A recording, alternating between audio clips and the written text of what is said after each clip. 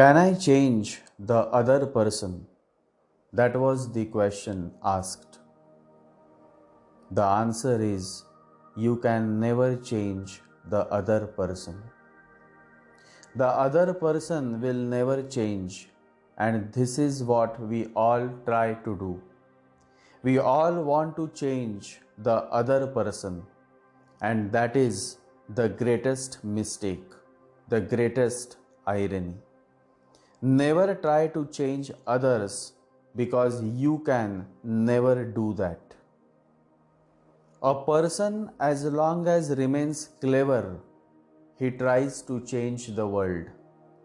The moment a person becomes wise, he starts changing himself. The divine Sufi saint Rumi says, "Yesterday I was clever, so I wanted to change the world.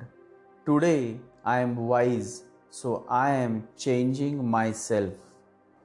I can understand your pain and I can understand your dilemma. You are caught up in a situation that you can never change. You are caught up with a person who also will never change.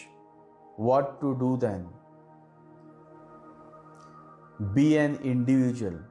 Show some courage and stand out.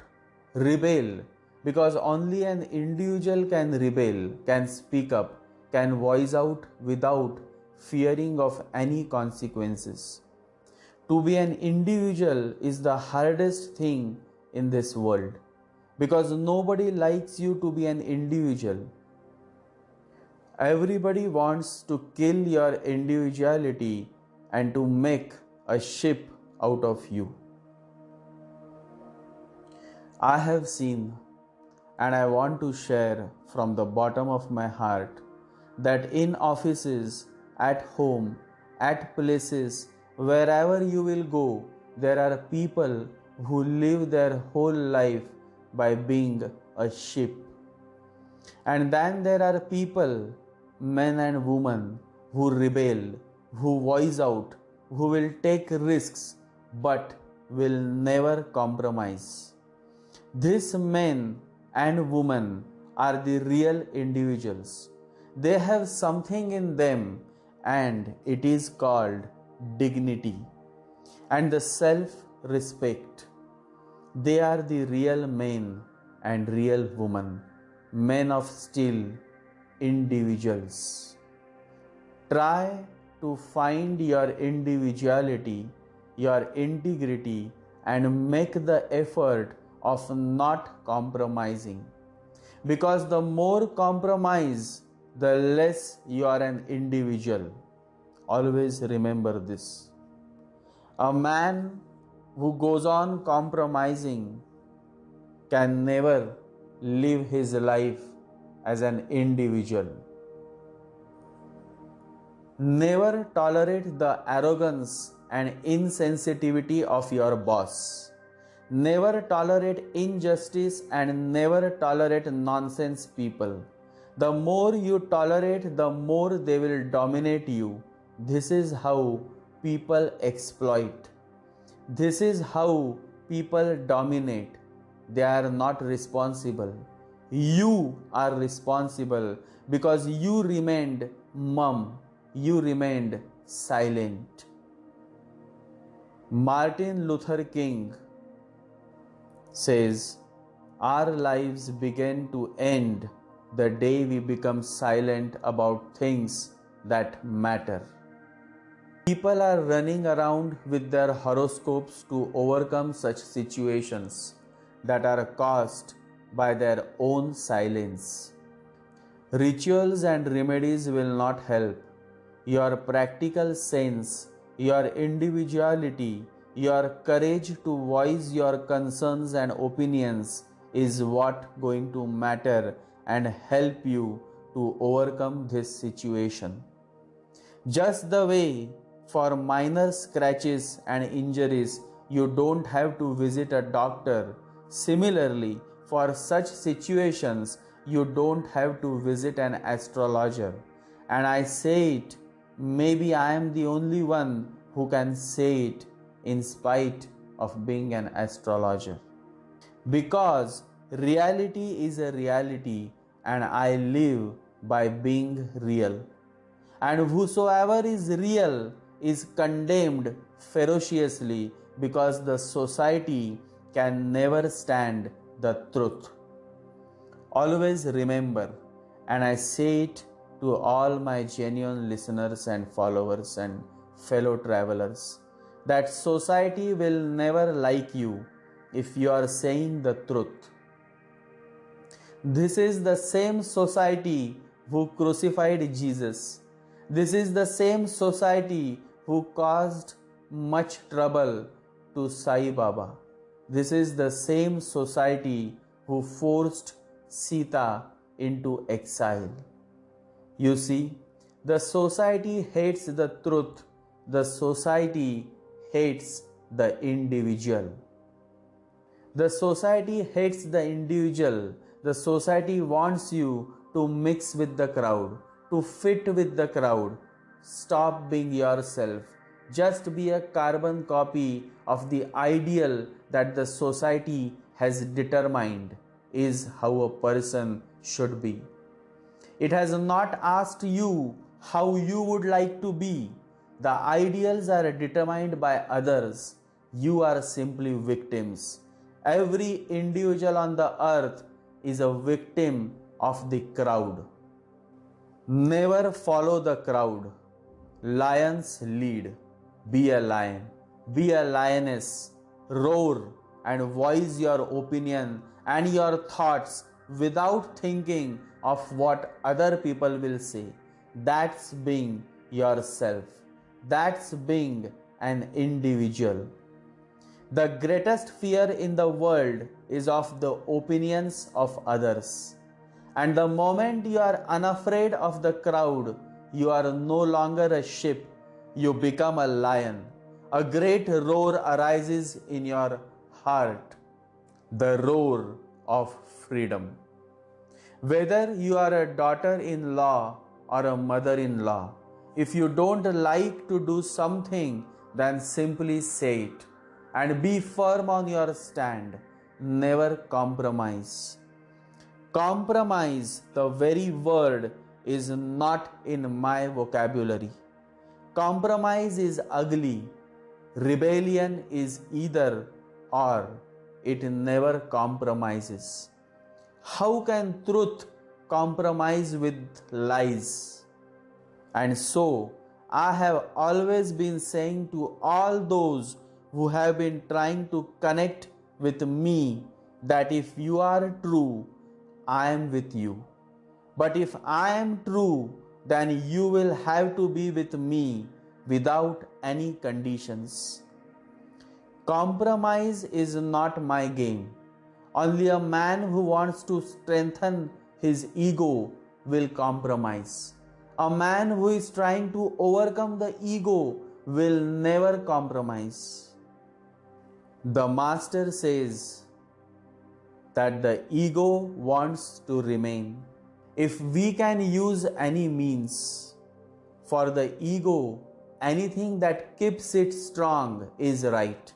Might is right. So if you can get something through compromise, why should you bother to fight? Yes, if you cannot get it through compromise, you are ready to struggle, to fight, to do anything that you are capable of. Always remember, a man compromises only when he is aware that his ego is being safeguarded. So the idea that people compromise by dropping their ego is a total distortion of the reality. People compromise only when their ego is taken care of. Understand this. This is of great significance. But a man who is coming closer to the truth, a man who is coming closer to the state of consciousness will never compromise because he has absolutely no self-interest in strengthening or massaging his ego. It always happens. It has happened with me because I have never compromised in my whole life. And a man who never compromises is always labeled as a rebel. Be it so. I am what I am. And it is always good to be what you are. That makes you beautiful. Because whatever flows naturally is always beautiful. Life is a series of natural and spontaneous changes. Don't resist them, that only creates sorrow. Let reality be reality. Let things flow naturally forward in whatever way they like. The difference between a common man and the real individuals is that the individual never bothers about the consequences. He simply fights for freedom, for truth, for love. And so we have one Bhagat Singh in a million. We have one Mahatma Gandhi in a million. We have one Lokmanya Tilak in a million. This and many such great men never bothered for what will happen to them or their family. They simply stood up to their principles, their ideology. Lokmanya Tilak, one of the finest and greatest freedom fighter, who was fondly called as Tilak Maharaj. And there is a beautiful story to share. Once it happened. Lokmanya Tilak was spending his days in prison. The Britishers had sent him to jail for he was the most dangerous rebel, and the Britishers were afraid that if we let this lion give a free hand, then he may simply throw us out of power. And so the Britishers put Tilak Maharaj in jail. But even in the jail, even while in the lockup, Tilak did not stop. The Britishers may have arrested him, but his hands were still free to write. And so Lokmanya Tilak started writing the Bhagavad Gita. And in that dark prison, in that utter darkness, he wrote one of the greatest simplified version of Bhagavad Gita that could lighten up millions of lives who had faith in him, who followed him, and who loved him. And after many months and days, he completed the simplified version of Bhagavad Gita. And on that day, when he wrote the very last sentence of the book, his joy knew no bounds. There was no light in the prison. It was a dark room. But even in that darkness, Tilak could feel abundance of light flowing within his whole being. The book was completed and he was now ready to rest. But the British officers were very cruel people. The moment they realized that Lokmanya Tilak had scripted a book, they came and they burned the whole book. Just imagine what could have happened. How deeply the heart of Tilak would have moved with pain, seeing one of the greatest creation, his labor of love, being burned before his eyes. Just imagine, even as I share this with you, my eyes have become wet.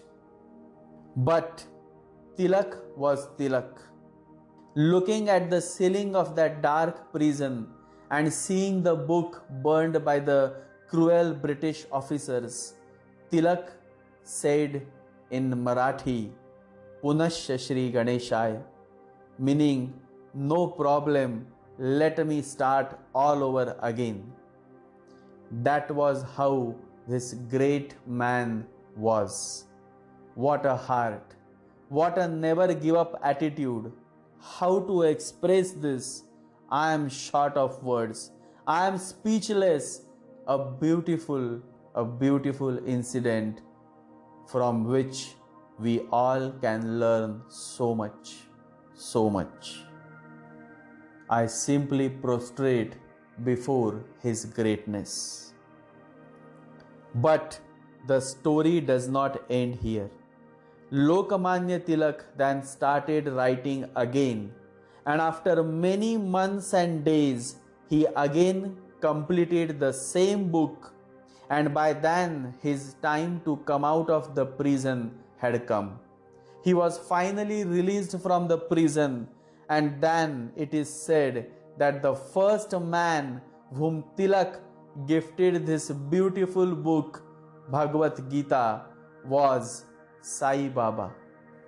Sai Baba received the first copy written by Lokmanya Tilak, and Sai Baba blessed his book, and Tilak was touched.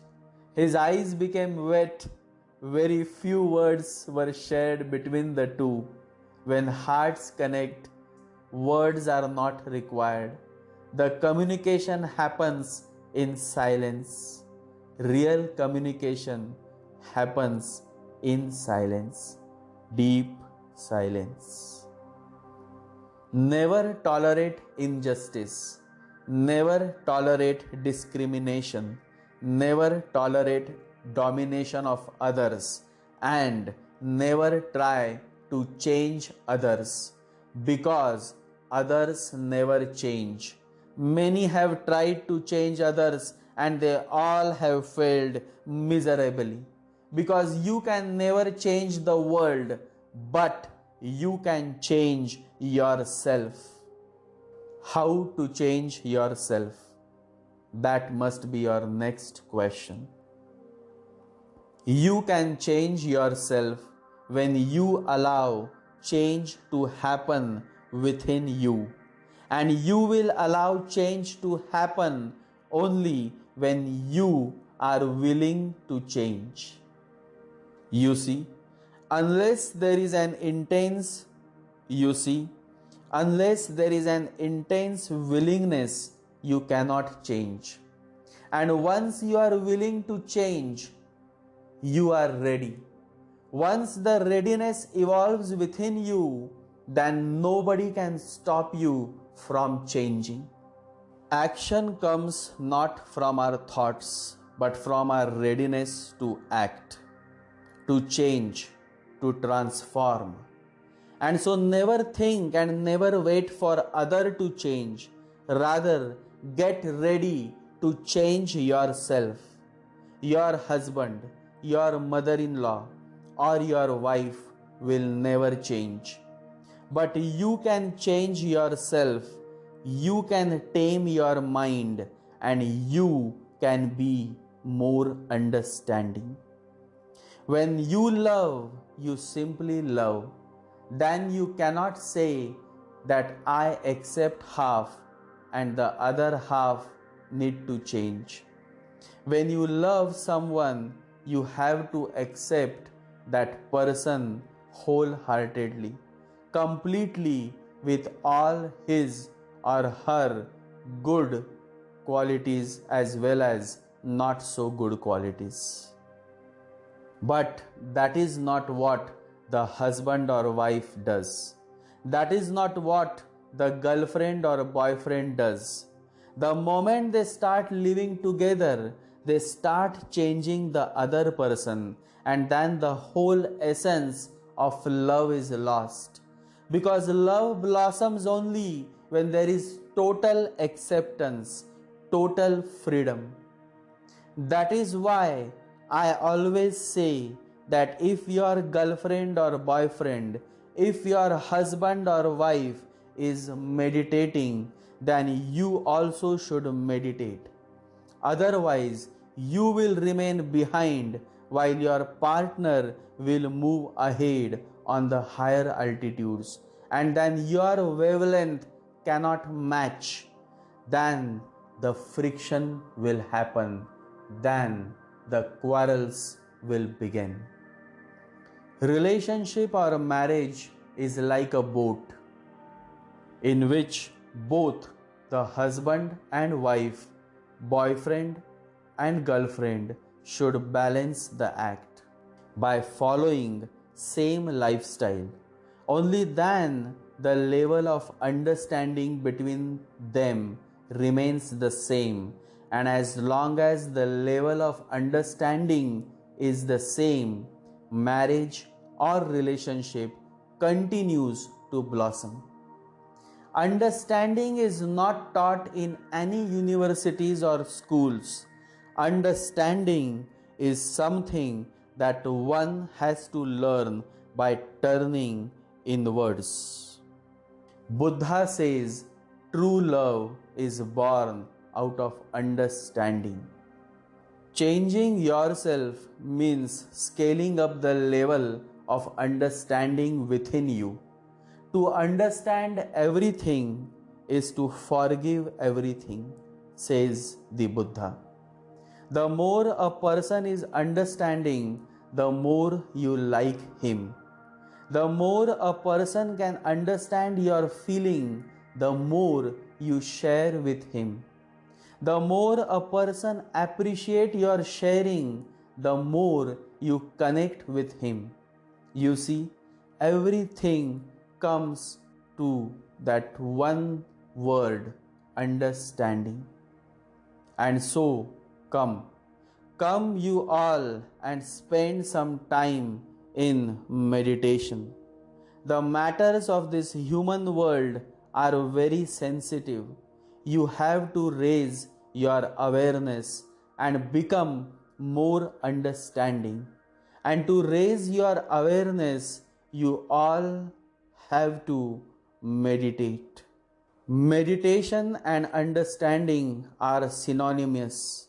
So when I say understand in meditation, I am saying to be silent, quiet, cool, and see. You are not to do anything else. You have to be just silent, cool, and calm, and you have to learn to see.